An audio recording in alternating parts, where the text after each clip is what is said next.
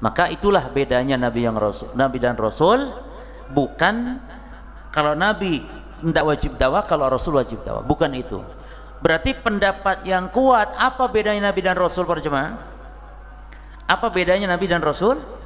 Jawabannya, kalau Nabi yang diberi wahyu oleh Allah dengan meneruskan syariat sebelumnya, dan Rasul yang diberi wahyu dengan membawa syariat yang baru. Maka Nabi Daud itu Nabi bukan Rasul, dan Nabi Daud membawa syariatnya Nabi Musa.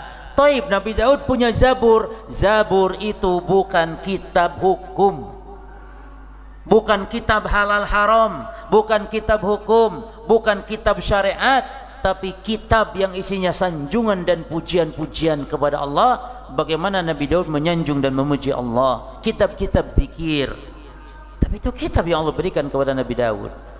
Demikian pula putra beliau Nabi Sulaiman alaihissalam, dia bukan Rasul tapi Nabi. Berarti syariatnya syariat Musa.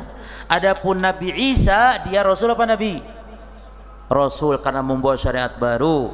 Walaupun antara Injil dan Taurat tidak banyak jauh bedanya, hanya beberapa syariat sedikit perbedaan.